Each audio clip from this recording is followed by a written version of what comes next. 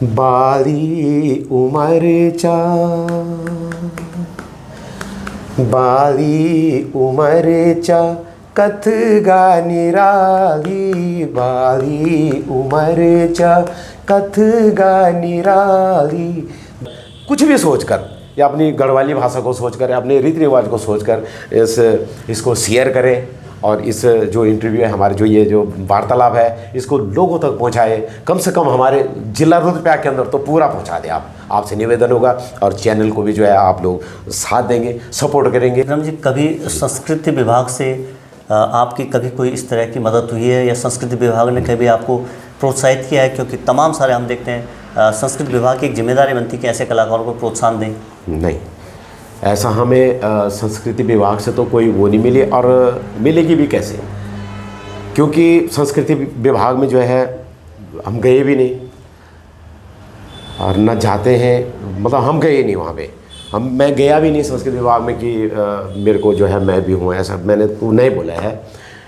कुछ चीज़ें ऐसी होती हैं नौटियाल जी की, जैसे आपने मुझे खोजा है, आपने मुझे अपने स्टूडियो में बुलाया, तभी बुलाया ना जब आपने जो है मुझे बुलाया है, आपने खोजा है। मैं ये नहीं कह रहा हूँ कि, और एक होता है कि आपने उस चीज़ को समझा रहा, आपने उसको एक अपनी बात रखने का जो मुझे मौका दिया। और एक होता है क्या कि भाई साहब मैं आऊँ, भाई साहब मैं करूँ, तो या तो मेरे पे ऐसी क्वालिटी होनी चाहिए कुछ कि जो लोग बोले, या फिर नहीं होनी चाहिए। मुझे अगर मान लो एक वो करनी है तो मैं तब बोलूँ भाई साहब आओ।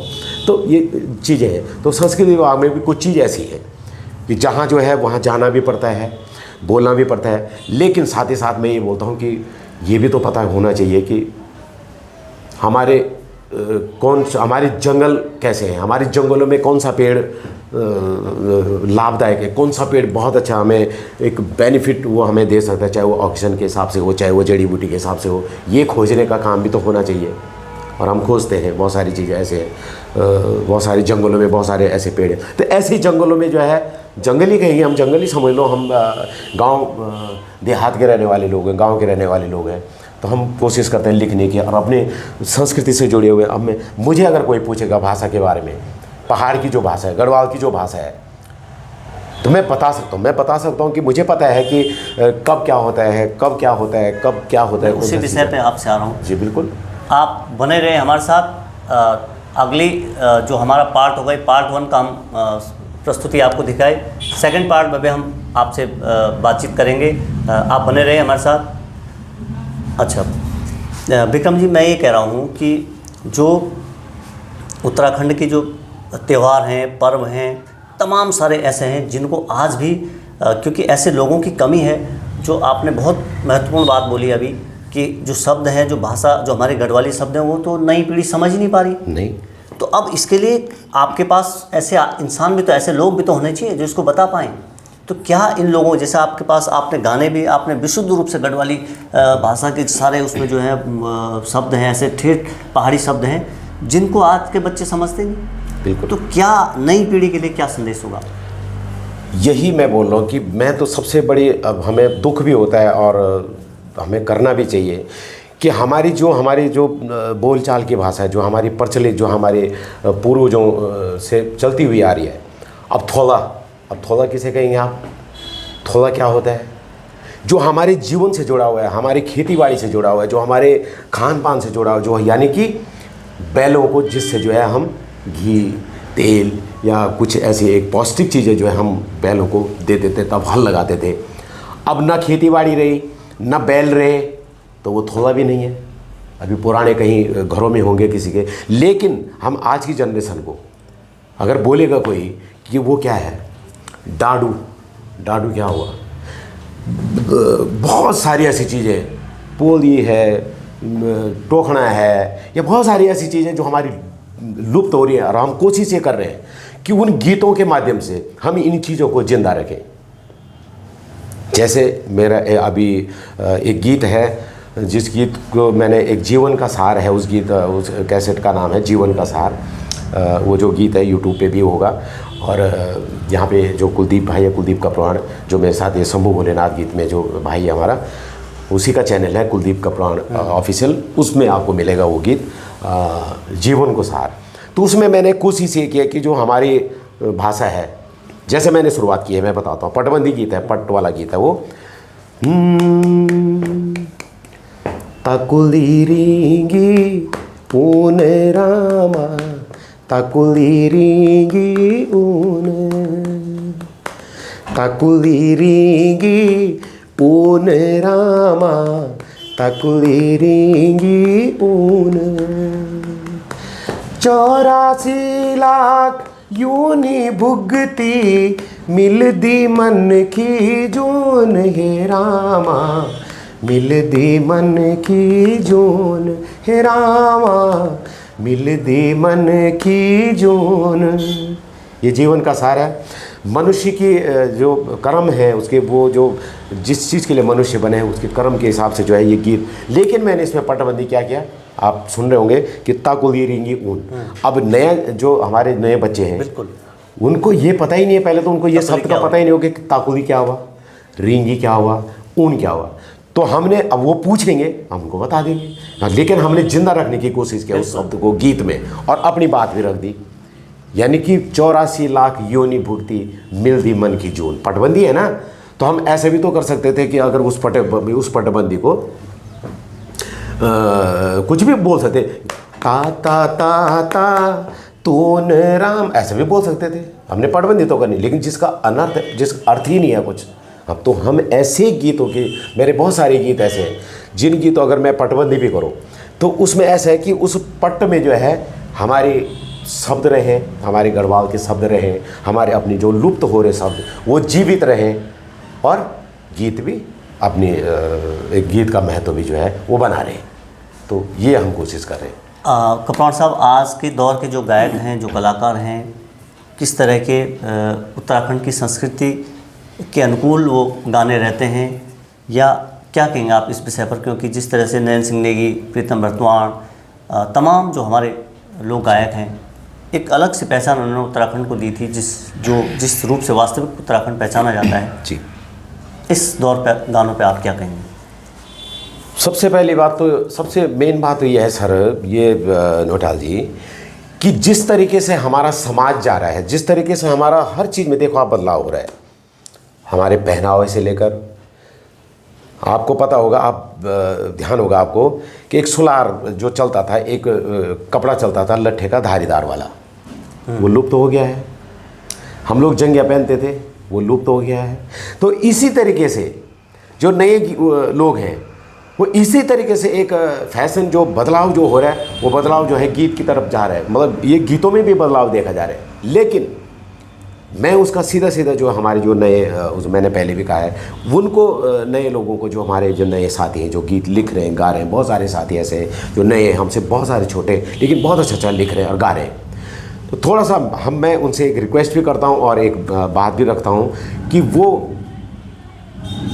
सोचे, मन में सोचे कि कोशिश ये करें कि हमारे गीतों के माध्यम से, क्योंकि हम लड़ भी तभी सकते हैं सरकार से, या हम किसी ऐसे संस्थाओं से या किसी ऐसे विभाग से हम तब भी लड़ सकते हैं जब हम कुछ करेंगे और हम अब इसमें कोई प्रयास करेंगे। तो मैं ये कहूँगा, ठीक है आप नाचने के गीत गाइए, बहुत अच्छे गए, कोई बात नहीं, लेकिन साथ ही साथ जो है थोड़ा थोड़ा अपनी जो है एक पर्दा रहे, एक मतलब एक जो एक वो होता है बना रहे, जो हमारे गीतों में जो है वो एक बना रहे, एक पर्दा बना रहे, एक मतलब बात मर्यादा बनी रहे, ताकि हम तड़ी से बोल सकते हैं कि हाँ यस ये गीत मेरा है। अब हमारे साथी क्या करते हैं, ठीक है बहुत अच्छी बात है, अब मैं आपका बहुत अच्छा दोस्त हूँ, अब आपका गीत आया, आपने मुझे भेज दिया और आपने फ़ोन भी कर दिया कि भाई साहब ये गीत जो है आपने शेयर करना है और पोस्ट बना के शेयर करना है, फेसबुक सोशल मीडिया का ज़माना है।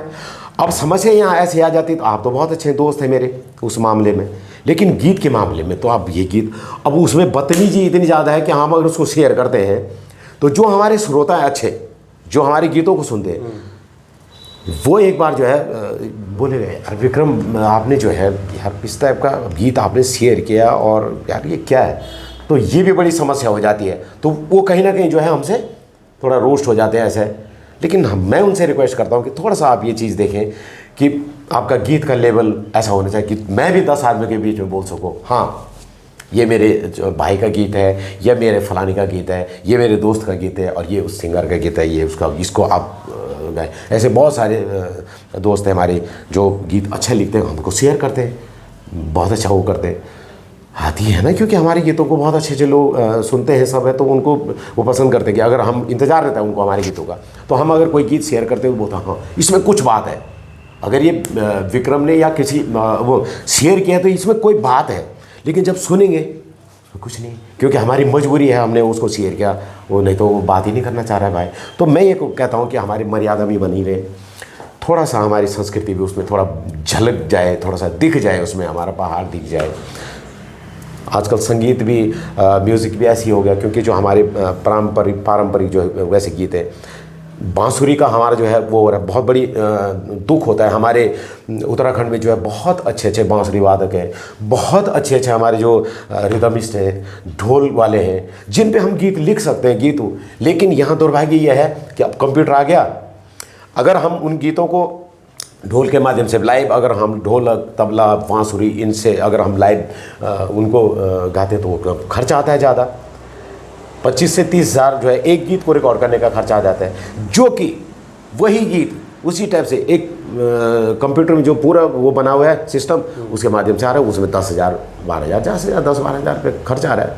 ये भी बहुत, क्योंकि अब देखो वो जो हमारे वाद्यगर जो बजा रहे हैं उनको नुकसान हो रहा है इसमें, तो हम ये चाहते हैं कि नहीं वो उनका भी थोड़ा, तो ऐसे गीत आने चाहिए तो उनका भी रोज़गार चलता रहे, हम लाइव जो, तो इस तरीके से बहुत सारी बातें हैं। विक्रम जी, पलायन पर भी आपने गाने लिखे हैं जी। आज के दौर में लगातार उत्तराखंड से पलायन हो रहा है और जो हमारी संस्कृति है वो विलुप्त हो रही है। फूल देवी का पर्व भी हमारे यहाँ शुरू हो गया है, उत्तराखंड का ऐतिहासिक और अनोखा जो ये फूल देवी का पर्व है वो शुरू हो गया कल से, और ये इस पूरे उसमें जो है उत्तराखंड में फूलों का बहार रहती, बच्चों में उत्साह रहता है। क्या फूल देवी पर आप कहेंगे, और क्या आप कहेंगे कि उत्तराखंड में जो संस्कृति है उसके संरक्षण के लिए आप क्या प्रयास होने चाहिए, क्योंकि बहुत तेज़ी से पलायन हो रहा है? बहुत बढ़िया बात, बहुत अच्छी बात सर, और बहुत खुद लगती है, बहुत वैसा लगता है कि देखो बसंत ऋतु की बात है, ये फूलों की पूजा है, फूल देवी मतलब ये फूलों की पूजा समझो आप। छोटे छोटे बच्चे फूल लेके आते हैं, सुबह सुबह कितनी बड़ी जवाबदारी हो जाती है उनकी, हमने खुद डाले, आपने डाले होंगे, अंधेरे में उठ जाना। माँ अगर मान लो आज की डेट में बोलते जाओ, अगर बच्चों को किसी काम के लिए बोल तो नहीं उठते वो, बिल्कुल भी नहीं, लेकिन वो इतनी बड़ी जवाबदारी उनकी बन जाती है। पता नहीं, ये प्रकृति, देखो प्राकृतिक नियम है, माँ ने नहीं बोला, पिताजी ने नहीं बोला, किसी ने नहीं बोला, वो स्वयं उठ रहे हैं, अपने आप ही आपस में सलाह कर रहे हैं। छोटे छोटे बच्चे सुबेरे, कौन उठेगा पहले, कौन फूल सबसे पहले डालेगा, तो एक फूलों की पूजा समझ लो, एक बच्चा जो है भगवान के बराबर होता है। तो उनके माध्यम से सुबह सुबह हमारी देवी में फूल पड़ते हैं, रंग बिरंगे फूल, शाम को उनकी बहुत बड़ी जवाबदारी बन जाती है, शाम को फूल देखना या सुबह जो है। और ये परंपराएं, ये रीति रिवाज हमारे धीरे धीरे क्या है, जो ओरिजिनल तो वो थे वो धीरे धीरे लुप्त हो रहे। क्यों? क्योंकि पलायन हो चुका है। और अभी एक कोई मेरे दोस्त थे, एक दिल्ली के रहने वाले, वो यहाँ आ गए, गढ़वाल में आ गए, अभी बीच में आए हो, तो वो कहीं रहे, वो ठहरे होंगे इधर, तो छोटे छोटे बच्चे, तो उसने देखा क्या है भाई, सुबह सुबह देखा उसने कि ये फूल, उसने कहा वाह ये तो क्या चीज़ है ये। सुबह सुबह उठ के जो है दरवाजे पे फूल, वो देखता रहा बच्चों को छोटे, ये क्या है सर, यहाँ पर ऐसा नियम है हमारे। वाकई में देवभूमि, इसलिए देवभूमि बोला जाता है। यहाँ पर कितने अच्छे अच्छे पर्व हैं, कितनी बहुत सारी हमारी संस्कृति पर्व हैं, और धीरे धीरे जो है पलायन हमारा जो हो रहा है, तो पलायन के कारण भी हैं, कुछ लोगों का एक शौक़ भी हो गया है, कुछ लोगों का जो है मजबूरी भी हो गई है, और कुछ गांव हम ऐसे भी हैं, जैसे हमारे गांव है, यहाँ पर जवाड़ी गांव है, 700 परिवारों का गांव है, बहुत कम पलायन है, रोजगार के लिए जा रखे होंगे। लेकिन प्रॉब्लम क्या है, पलायन किसका हो रहा है, जो ठीक ठाक लोग हैं। देहरादून में मकान कौन लेगा, जो ठीक ठाक लोग हैं। दिल्ली में मकान कौन लेगा, जो ठीक ठाक होंगे। अब जो ठीक ठाक होंगे वो तो चले गए, अब मजबूरी में जो रह रहा है तो वो तो गांव में रहेगा, क्योंकि उसके पास इतना पैसा नहीं है, इतना लाखों रुपया नहीं है कि वो 50 लाख की जो है ज़मीन लेकर 50 लाख का जो है वहाँ पे मकान बनाए, 1 करोड़ उसका, उसके पास इतनी तो है नहीं। तो पलायन उसका हो रहा है, पलायन वो लोग करें। आप देख रहे होंगे हमारे जो शहरों में है, आप जाइए, कोई एक गाय भैंस चराने वाला या जो गांव में जो है खेतीबाड़ी करने वाला का मकान नहीं होगा वहाँ पे देहरादून में, किसी का नहीं होगा ही नहीं। तो जो मैं तो सरकार से निवेदन भी करता हूँ, और आपके चैनल के माध्यम से जो है मैं सरकार से निवेदन भी करता हूँ कि ठीक है, संगीत, संस्कृति, भाषा ये ठीक है, उसको भी वो करेंगे। साथ ही साथ जिन महिलाओं ने, जिन माता बहनों ने ये गांव जिंदे रखे हुए हैं, गाय भैंसे, आप एक बात देखना, एक दिन देखना सर, आप गाय, बैल, भैंस गांव से जो है लुप्त हो जाएंगे, ख़त्म हो जाएंगे, कोई करने वाला नहीं है। लेकिन मैं धन्य करता हूँ उन माता बहनों को, उनको, कि जो अपनी खेतीबाड़ी इतनी बड़ी जो है अपनी खेतीबाड़ी संभाल रही हैं, देख रही हैं, उनका बिल्कुल रेगुलर जो जैसे होता है बूथ रहे हैं, उनको क्या है क्या नहीं है, अब हो क्या रहा है क्या नहीं हो रहा है, क्योंकि बंदर और छूंगर और पता नहीं क्या क्या, लेकिन वो फिर भी लगी हुई है, अपने भैंस रखी हुई हैं, अपने गाय रखी हुई हैं अपना, और उसी में जो है उनका जीवन यापन हो रहा है। तो मैं तो ये कहता हूँ सरकार को, पलायन पे जो बात करते हैं कि पलायन हो गया, अरे पलायन नहीं होगा, पलायन मैं वादा करता हूँ, अगर सरकार ने जो ये जिन्होंने इस गांव को जिंदा रखा हुआ है, सरकार उनको जो है ये देखे ज़मीन किसकी है, कितने, किस महिला ने, किस माता ने, किस बहन ने उस ज़मीन को जो है वो चलता कर रखा है, हल लगा के, मांग के, हाथ जोड़ के, बैल नहीं मिल पा रहे हैं, उनके लिए कैसे करके उन्होंने जो है वो उस खेती को जिंदा रखा हुआ है, बिल्कुल उपजाऊ रखा हुआ है। तो सरकार उनको थोड़ा सा एक प्रोत्साहित करे, उनको एक देखे, तो उनका और अच्छा उनका मन करे। वो भी टूटी हुई है कि जीवन गुजर गया है, वो जेठान थी देहरादून चली गई, देरवान थी दिल्ली चली गई, अब मैं यहाँ पर रह गई, मेरी तो किस्मत ही ऐसी हो गई, मैं क्या करूँ। तो वो एक कुंठित हो रखी है, और वो उसका मन नहीं है कि खेत में, वो तो मजबूरी है उसकी, आना है कुछ ऐसे। तो मैं बोलता हूँ कि सरकार को जो है उनकी तरफ भी ध्यान देना चाहिए, और पलायन भी रुकेगा। इसका मैं एक सलाह भी दूंगा कि जो गांव की महिलाएं, जो गांव में जो है, जो जिंदा है, जो गांव में जिन्होंने गांव को परंपरा, रीति रिवाज, जो हमारे जो चीज़ें वो जिंदा रखी हुई है, उनका भी प्रोत्साहन होना चाहिए। मैं तो कहता हूँ सरकार की तरफ से उनका जो है कुछ ना कुछ ऐसा प्रोत्साहन होना चाहिए कि जो ये पलायन ना हो, और अपने गाँव खुशहाल रहे, और अपने रीति रिवाज, बोली, भाषा ये भी बच रही है। क्योंकि गांव में रहेंगे तो हम गढ़वाली बोलेंगे। आप एक महिला अगर यहाँ से देहरादून जाती है तो नेचुरली जो है वो हिंदी में बात करना शुरू कर देती है, हिंदी में बात करेगी। गांव में आएगी, मतलब ही नहीं है गांव में हिंदी में बात करें, वो तो अपनी भाषा, और गढ़वाली में अगर मान लो अपनी भाषा गढ़वाली हो, कुमाऊनी, हमारे उत्तराखंडी जो बोली भाषा है उसमें बात करेंगे, तो वही शब्द आएंगे कि पुंगड़ा, पटला, लेना देना, पानी, धारा, पंजरा। धारा पूछेंगे, आज के बच्चे को पूछो धारा क्या होता है, नहीं पूछेगा, एक नॉर्मल चीज़ है। क्या है क्या नहीं है, बहुत सारी चीज़ें हैं साहब जो लुप्त हो रही है हमारे गांव से, और उसका बहुत बड़ा चिंतन, बहुत बड़ी चिंता का विषय है कि मैं खुद अपनी बात करता हूँ, मैं एक दिन मनन कर रहा था, मैंने कम से कम 120 शब्द ऐसे जो मेरी नज़र में है, जो लुप्त हो चुके हैं, वो अब जो है हमारे से भी मतलब थोड़ा छोटे, मतलब 5-7 साल छोटे लोग भी नहीं बोल पा रहे। क्यों? वो दिल्ली में रह रहे, उनका डेली का रूटीन बोलना चालना वो अलग हो गया, वो शब्द तो उनके आसपास तो है ही, वो भूल गए धीरे धीरे। तो इससे रीति रिवाज भी ख़त्म, पहने का जो वो था वो ख़त्म। तो मैंने क्या है इस पर लिखे, मैंने पलायन पे भी लिखे हैं, अपने रीति रिवाजों पे मैंने गीत लिखे, अपने खान पान पे मैंने गीत लिखे, अपनी ज़मीन से जुड़े हुए गीत लिखे, खेती पे लिखे। तो ये कोशिश करने, लेकिन टूट जाता है मन जब कहीं से प्रोत्साहन नहीं मिलता है, कहीं से जो है किसी के माध्यम से कोई संस्थाएँ जो है अवार्ड देती रहती हैं। कहाँ दे रहे हैं अवार्ड, किसको दे रहे हैं, आप किसको सम्मानित कर रहे हैं, किसको कहाँ दे रहे हैं, क्या है जो कर रहा है, जो काम कर रहा है, जो रियल में जो है इस पहाड़ के लिए जो काम कर रहा है, वो उनका कहीं जो है वो मर ही रहे हैं, मतलब वो चाहे वो कुंठित हो रहे हैं, मर रहे हैं, टूट रहे हैं। मैं पहले जो है 1 महीने में जो है 1 या 2 गीत लिख देता था, अब 6 महीने हो गए मैंने गीत नहीं लिखा क्योंकि मन टूटा हुआ है। लेकिन फिर आता है मन में कि यार नहीं लिखना है, मुझे लिखना है, मुझे कुछ नहीं तो कम से कम मैं लिख के रखूँगा, या कहीं कोई रिकॉर्ड करे या लिख के रखूँगा तो कुछ नहीं होगा, कम से कम ऐसा तो होगा हाँ कि हमारे आने वाली पीढ़ी देखेगी यार देखो ऐसे भी गीत हुआ करते थे। बाकी तो ये था, ऐसी कोशिश है विठाल जी। आशा करते हैं कि आप गाने लिखते रहें और हमारी संस्कृति को आगे बढ़ाते रहें। तो आप थे हमारे साथ लोक कलाकार विक्रम कपड़वार जी, जो न केवल उत्तराखंड की संस्कृति को आगे बढ़ा रहे हैं, लेकिन आपने इतने सुंदर सुंदर उत्तराखंड की संस्कृति सांस्कृतिक और उन पर गीत लिखे हैं। आप लगातार इनके गीतों को आप सुनते रहेंगे। आपने हमें समय दिया, आपके लिए बहुत बहुत धन्यवाद। बहुत बहुत धन्यवाद विठाल जी, और आपने मुझे अपने स्टूडियो में यहाँ पे बुलाया, और मैं उम्मीद करता हूँ कि जो हमने बोली हैं, जो बातें रखी हैं अपने उत्तराखंड के प्रति, अपने बोली भाषा के प्रति, अपने रीति रिवाजों के प्रति, अपने गीतों के प्रति, आप लोगों को अच्छी लगी होंगी, पसंद आए होंगे।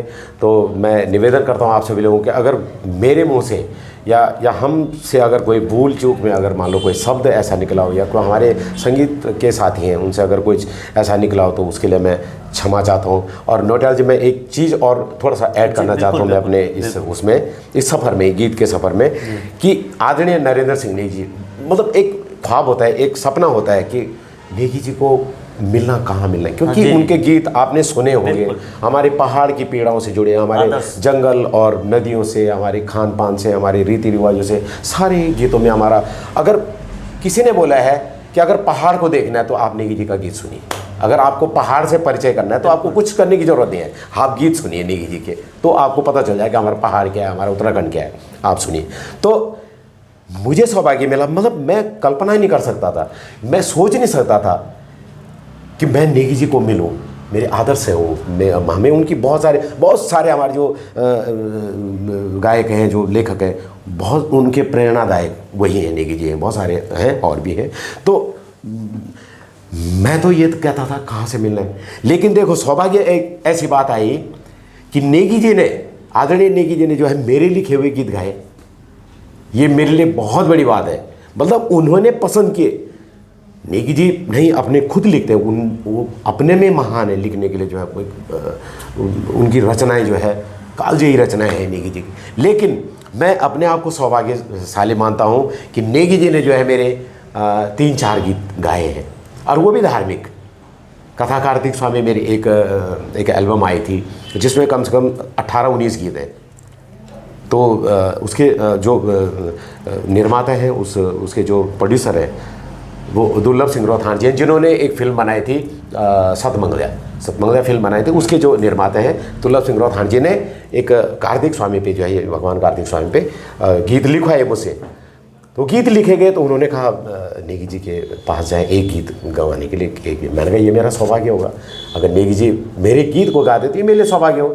एक के बजाय उन्होंने जो है 3-4 गीत गाए और बहुत पसंद आए उनको, तो मैं उसके लिए भी बहुत बहुत धन्यवाद देता हूँ। और ये बात बोलने का मौका मेरा हुआ है आज, मैं अपने जीवन की जो है आपके चैनल के माध्यम से मुझे बोलने का मौका मिला है, और इसके लिए मैं आपको विशेष तौर पर जो है धन्यवाद देना चाहता हूँ। धन्यवाद साथियों, बहुत बहुत धन्यवाद। बहुत सुंदर, अच्छी बात। और आप जो है, मैं तो रिक्वेस्ट भी करूँगा कि मुझे सोचकर, कुछ भी सोचकर, या अपनी गढ़वाली भाषा को सोचकर, या अपने रीति रिवाज को सोचकर इसको शेयर करें, और इस जो इंटरव्यू है हमारे, जो ये जो वार्तालाप है, इसको लोगों तक पहुंचाए, कम से कम हमारे जिला रुद्रप्रयाग के अंदर तो पूरा पहुंचा दें आप। आपसे निवेदन होगा, और चैनल को भी जो है आप लोग साथ देंगे, सपोर्ट करेंगे। और साथ ही साथ जो है मैं तो बोलूँगा सर, मैं आपके चैनल के माध्यम से बोलता हूँ आप ही को कि एक बार फिर मौका देना मुझे। बिल्कुल, निश्चित तौर पर। बहुत बहुत धन्यवाद। बिल्कुल देंगे। Thank you.